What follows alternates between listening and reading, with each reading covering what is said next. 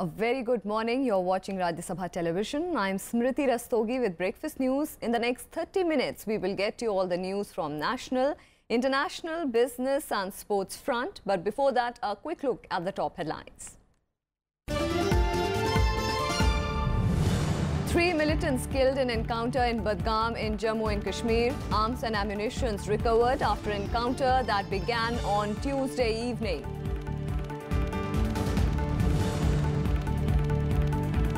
Nagaland governor asks Chief Minister to seek a vote of confidence on or before July 15th. This after former Chief Minister T.R. Zeliang claims majority.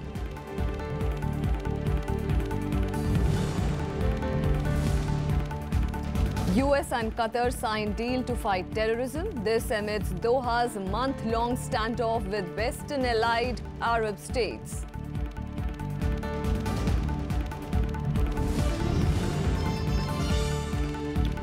Ravi Shastri named new coach of Indian cricket team. Zaheer Khan appointed bowling coach. Rahul Dravid is overseas batting consultant.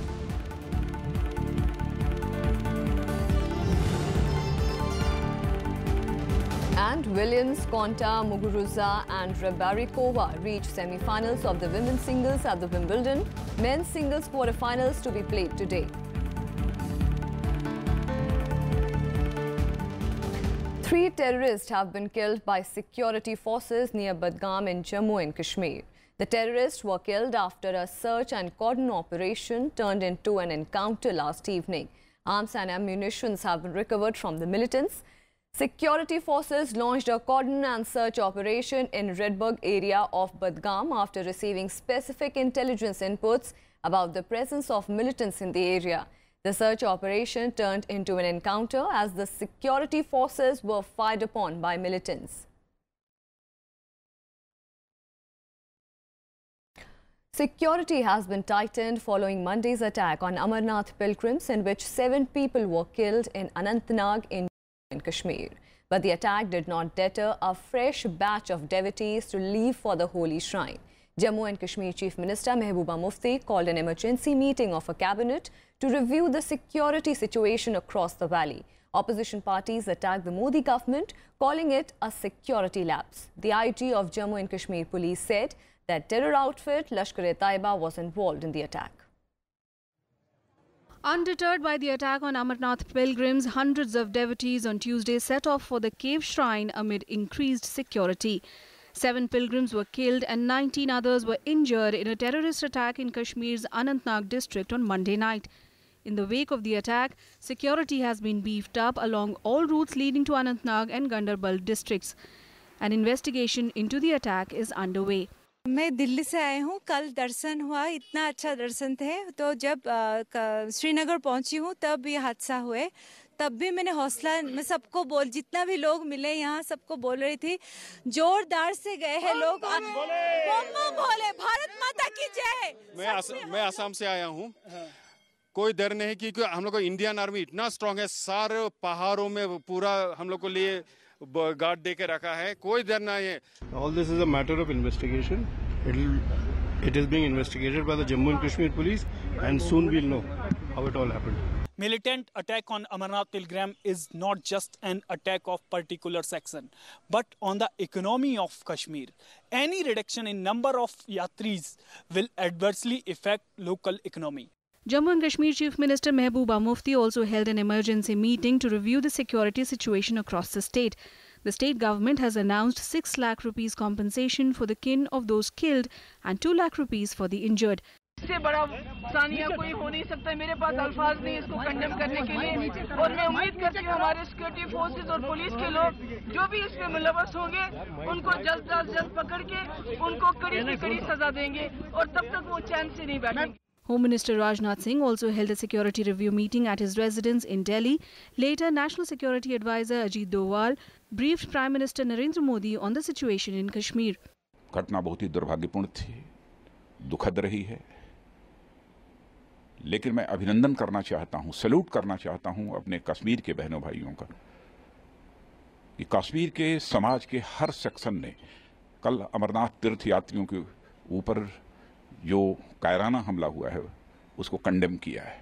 18 opposition parties passed a resolution condemning the terror attack. They asked the government to introspect the reasons for the security failure despite advance information. The government of India needs to introspect as to why, despite advance intelligence inputs, was there a failure to prevent this attack. First of all, we have a very strong condemnation for what has happened. And we have also said that despite very good intelligence inputs, why was precautionary measures not taken? And the guilty, whoever it is, must be identified and brought to book. और यात्रा जैसा सरकार ने, लेकिन साथ साथ ये देखना है कि कैसे चूक हो गया, अकेले बस को क्यों जाने दिया गया, इसकी जिम्मेदारी को निर्धारित करके कार्रवाई होनी चाहिए. ये बहुत दुखद है. Meanwhile, the bodies of the 7 Amarnath pilgrims killed in the attack were brought to Gujarat's Surat airport along with 19 injured people. Gujarat Chief Minister Vijay Rupani has announced an ex gratia of 10 lakh rupees for the families of the deceased and 2 lakh rupees for the injured. 10 lakh रुपया government of Gujarat उनको देंगी और जो injured हुए हैं उनको 2-2 लाख रुपया का सहायता करेंगे. Various political parties also called for a shutdown across the valley in view of the terror attack. Army Chief General Bipin Rawat also arrived in Kashmir to review the security situation. Bureau Report, Rajya Sabha TV. Meanwhile, several dignitaries condoled the victims and condemned the terror attack. President Pranab Mukherjee asked the Jammu and Kashmir government and centre to ensure justice was delivered to the perpetrators of the attack. Vice President Mohammad Hamid Ansari also expressed shock but said India will remain united in the face of such attacks. Envoys and officials from US, Germany and Russia too reacted on the attacks and extended condolences to the families of those affected. Sri Lankan Prime Minister Ranil Wickremesinghe, in a series of tweets, also criticized the terror incident. India's other neighbours, Bangladesh, Nepal and Bhutan too, reached out to the Indian government and expressed solidarity with the victims. Gopal Krishna Gandhi will be the opposition candidate for the post of Vice President of India. 18 opposition parties led by Congress agreed on the name of former West Bengal governor at a meeting in the national capital on Tuesday. We each leader spoke in support of Sri Gopal Gandhi, after which some of our colleagues, leaders spoke to him on the telephone. He asked for 10-15 minutes to consider, after which again he was called on the phone and he agreed to be the candidate for Vice Presidency of India. Gopal Krishna Gandhi emerging as the choice of 18 opposition parties led by the Congress for the post of Vice President. The former governor of West Bengal and grandson of Mahatma Gandhi was the unanimous choice of all parties, even the JDU, which wasn't a part of the grouping for the presidential polls. Nitish Kumar, however, stayed away from the meeting due to the tussle between the RJD and the JDU in Bihar. Everybody has endorsed the name, so it is not about A party, B party. Please, it is United Opposition Party candidate. The opposition leaders observed a 2-minute silence for victims of the Amarnath terror attack and passed a resolution on it. This is an attack on humanity. This is an attack on the plurality and the diversity of India. This is an attack on the human values and Kashmir. We call upon the government to use all the resources at its command to bring the real masterminds and perpetrators of this inhuman act to justice. The government needs to introspect as to why, despite advance intelligence inputs, was there a failure. Several other issues, including the action of government agencies against some opposition leaders, were also discussed at the meeting. The ruling NDA is yet to announce its candidate for the vice president's post, polling for which will take place on the 5th of August. Vishal Dayer's report for Rajya Sabha TV. An NDA's presidential nominee Ramnath Kovind and his rival Meera Kumar continue to seek support for their candidature from across the country for the 17th July polls. Kovind will visit Ranchi today to garner support for the polls. During the day-long visit, he is expected to meet MPs and MLAs of the ruling BJP. Kovind is also expected to meet leaders of NDA-LI, AJSU and BJP. On the other hand, opposition's presidential nominee Meera Kumar on Tuesday appealed to the Electoral College to heed to the inner voice of conscience during the voting for the country's top constitutional post. The former Lok Sabha Speaker was in Rajasthan to garner support for the polls. After their nomination last month, Kovind and Kumar have been visiting various states as a part of the campaign for the top constitutional post. RBI Governor Urjit Patel will appear before the Parliamentary Standing Committee on Finance. This is in connection with the issue of demonetization and transformation towards digital economy. Patel has already been questioned by the panel in January on the decision to demonetize. He had sought 2 exemptions from attending the meetings.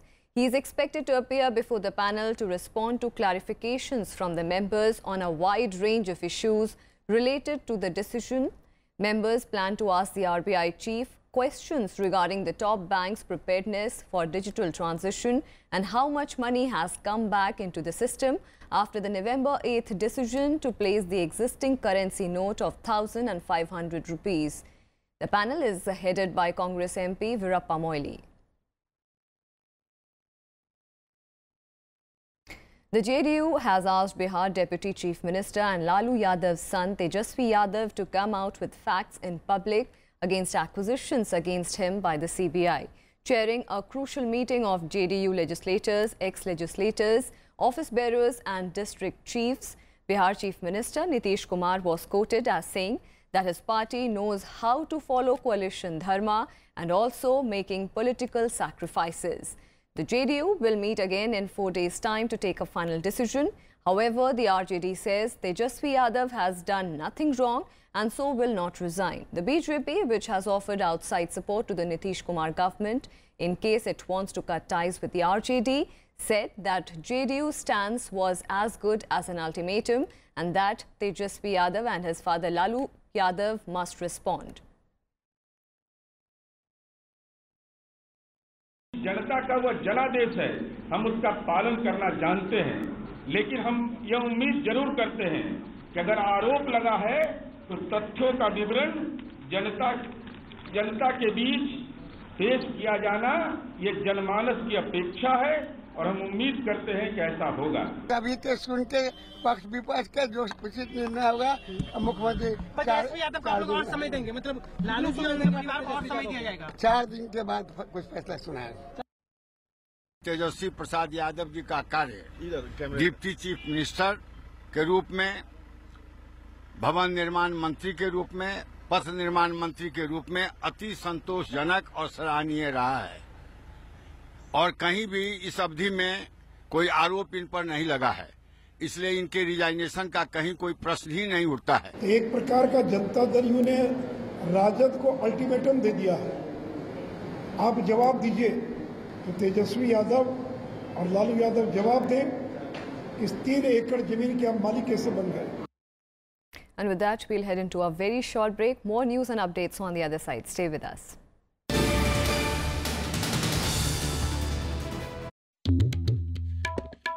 The story we thought we knew.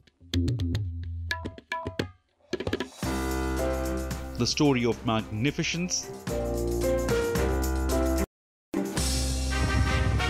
The story of bloody battles. Of those who ruled and those who left their footprints. The story charting the course of our past. Talking history on Rajya Sabha TV.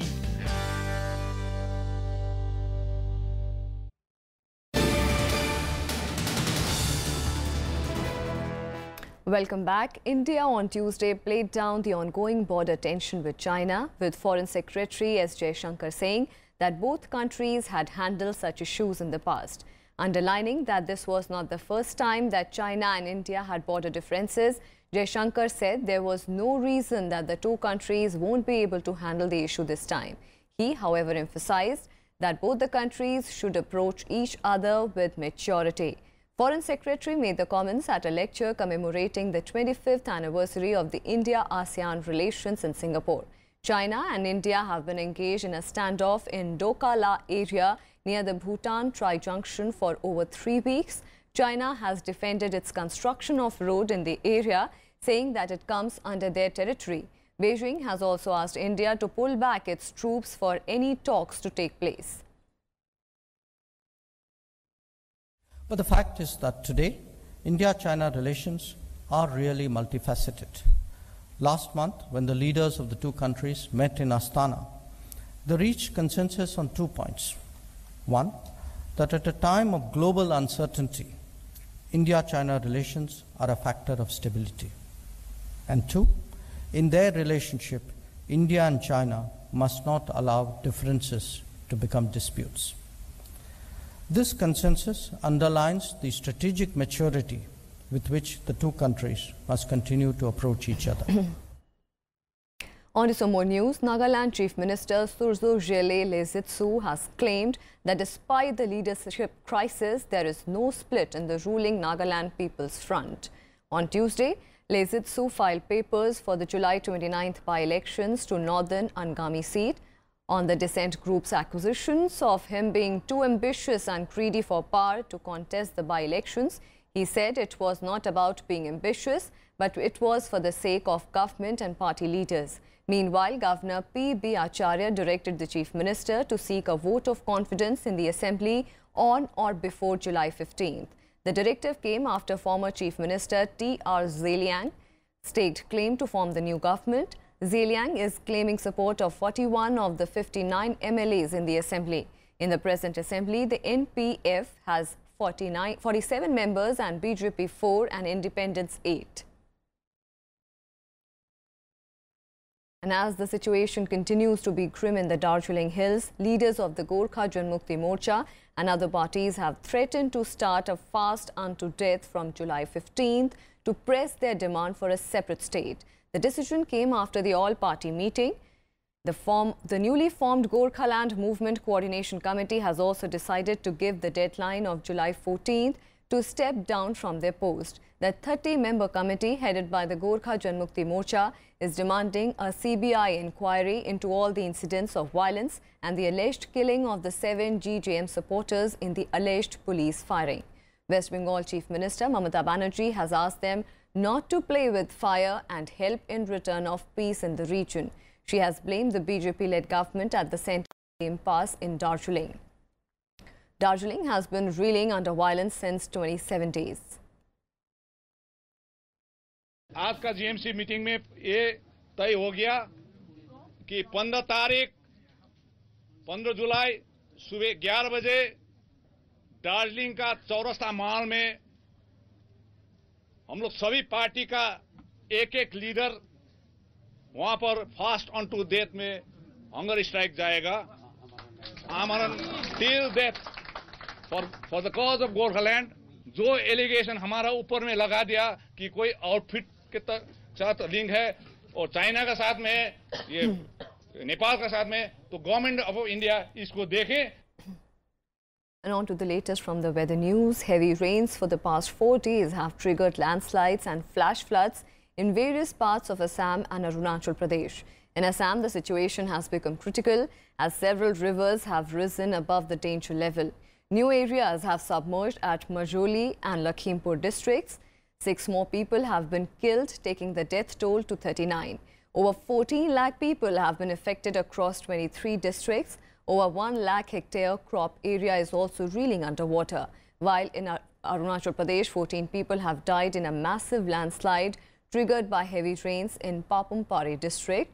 5 houses were totally damaged and 14 members of 4 families were buried alive. The bodies of the deceased have been recovered. Chief Minister Pema Khandu announced compensation of 4 lakh rupees each to the next of the kins of those killed. Water level was rising, and from last night there is some water level receding seen, but still there are several villages which are underwater. There's only one relief camp set up so far, otherwise rest of the places water has not entered the house yet, but it's there in the crop area and around the houses. And shifting our focus on the international front, Pakistan Prime Minister Nawaz Sharif met his top aides on Tuesday to chalk out strategy to deal with the Panama Case Probe Panel's report. The JIT report has recommended filing of a graft case against him and his family. This after he rejected the findings of the joint investigation team. The JIT, in its 10-volume report, recommended that a corruption case should be filed against Sharif and his sons Hassan Nawaz and Hussein Nawaz, as well as his daughter Maryam Nawaz, under the National Accountability Bureau Ordinance 1999. It found Sharif and his children to be living beyond the known means of income. Sharif's daughter Maryam Nawaz tweeted saying, and I quote, "JIT report rejected. Every contradiction will not only be contested but decimated in Supreme Court. Not a penny of public exchequer involved," unquote. Pakistan's defense minister and one of the Sharif's closest aides, Asif Khwaja, rejected the report as having full of flaws. Although the probe hasn't been made public, leaked documents were widely circulated on social media, following which opposition leader Imran Khan demanded Sharif's resignation. Meanwhile, the Apex Court is yet to decide on how to proceed with the JIT's report and whether to call for a trial. The Panama Papers, released last year, claimed that Pakistan Prime Minister Nawaz Sharif and his family figured in the list of people who owned offshore companies and assets. The assets in question include 4 expensive flats in Park Lane in London. The United States and Qatar have signed an agreement on Tuesday aimed at combating the financing of terrorism. The deal comes as U.S. Secretary of State Rex Tillerson visited Doha to try to end a month-long rift between Western allied Arab states. The deal is aimed to intensify Qatar's counter-terrorism efforts, a central issue in the spat pitting the besieged Gulf nation against 4 other American allies lined up against it. Tillerson's outlined the agreement at the end of his first visit to Qatar and comes in the backdrop of its neighbors moving to isolate the country. Saudi Arabia, Bahrain and United Arab Emirates and Egypt imposed sanctions on Qatar last month, accusing it of financing extremist groups and allying with the Gulf Arab states' arch foe Iran, allegations that Doha has denied. Tillerson said that the deal has been in the works for a while and included some steps that have been already taken. جانب هذه الحملة هذه التسريبات من حملة إعلامية حول عدم التزام دولة قطر باتفاق الرياض، فهذه كلها مغالطات. دولة قطر التزمت بكافة بنود هذا الاتفاق وكانت هناك محاضر تشهد. The memorandum lays out a series of steps the two countries will take over the coming months and years to interrupt and disable terror financing flows and intensify counterterrorism activities globally. Together, the United States and Qatar will do more to track down funding sources, will do more to collaborate and share information, and will do more to keep the region and our homeland safe. And US President Donald Trump's eldest son has released an email chain showing he was keen to accept information on Hillary Clinton from a Russian national. In the email exchange, Goldstone, who set up the meeting, told Trump Jr. that Russian government officials could provide incriminating information about his father's Democratic rival Hillary Clinton.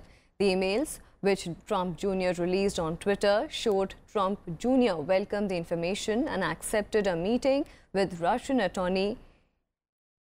Donald Trump's eldest son released his emails on Tuesday in an effort to be totally transparent. The meeting took place on 9th of June 2016 after an email exchange with an intermediary. After the release of the emails, President Donald Trump called his eldest son a high-quality person and applauded his transparency. Since he was elected, President Trump has been dogged by allegations that Russia tried to sabotage Clinton's campaign. He has denied any knowledge of this, and Russia has also repeatedly denied interfering. In retrospect, I probably would have done things a little differently. Again, this is before the Russia mania. This is before they were building it up in the press. For me, this was opposition research. They had something, maybe concrete evidence to all the stories I'd been hearing about, but they were probably underreported for, years, not just during the campaign. So I think I wanted to hear it out. But really, it went nowhere, and it was apparent that that wasn't what the meeting was actually about. I have a quick statement that I will read from the president. My son is a high-quality person, and I applaud his transparency. And beyond that, I'm going to have to refer everything on this matter to John Jr.'s counsel and outside counsel, and won't have anything else to add beyond that today. And on to the news from sports. BCCI on Tuesday named Ravi Shastri as the new coach of the Indian cricket team till 2019 World Cup. The decision was taken on Tuesday night after the Cricket Advisory Committee, comprising of Sachin Tendulkar, Saurav Ganguly and VVS Lakshman, had a conference call with Captain Virat Kohli.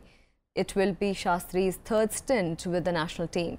It was earlier a cricket manager during 2007 tour of Bangladesh and then team director from August 2014 to June 2016, during which India reached the semi-finals of the 2015 World Cup and World T20 semi-finals in 2016. Former fast bowling great Zaheer Khan has been appointed the bowling coach for the period of 2 years, while batting legend Rahul Dravid has been asked to work with the Indian team as a batting consultant. Dravid will join the team mostly on overseas tours. The post of head coach has become vacant after Anil Kumble resigned from the post, citing differences with captain Virat Kohli. India will go today head-to-head with the current champions Australia to book a place in the ICC Women's World Cup 2017 semi-finals at Bristol for the coveted title. India is in a good form in the ongoing match. They have so far registered 4 wins in 5 games. India defeated England, West Indies, Pakistan and Sri Lanka before South Africa disturbed their momentum with a massive 115-run win. Similarly, Australia's 4-match unbeaten run was stopped by England in the previous game. At the Wimbledon, Venus Williams, Johanna Konta, Gabriela Muguruza and Magdalena Rybarikova reached semi-finals in the women's singles. 5-time champion Venus Williams knocks out French Open winner Jelena Ostapenko in the straight sets to reach the last 4. Williams won 6-3, 7-5 against the 20-year-old Latvian to win her 100th single match at Wimbledon. She will face Britain's 6th seed Johanna Konta for the place in the final. Konta beat Romanian 2nd seed Simona Halep in a thrilling match to become Britain's first women's Wimbledon semi-finalist since 1978. Konta fought back from a set down to win 6-7, 7-6, 6-4. In other quarter-final match, Spain's Garbiñe Muguruza beat Svetlana Kuznetsova in straight sets. The 14th seeded Muguruza, who reached the Wimbledon final in 2015, won 6-3, 6-4. She will play unseeded Slovakian Magdalena in the semi-final. Rybarikova stormed into the semi-finals by routing Coco Vandeweghe of USA in a rain-plagued match that was halted for hours before being moved beneath the roof of centre court. Rybarikova won 6-3, 6-3. And in men's singles, world number 2 Novak Djokovic progressed to the quarterfinals with a routine 6-2, 7-6, 6-4 win over France's Adrian Manarino. The match was postponed after the marathon battle between Rafael Nadal and Gilles Muller concluded late on Monday. The men's quarterfinal matches will be played today. And that's all we have for you in this edition of Breakfast News. Keep watching Rajya Sabha television.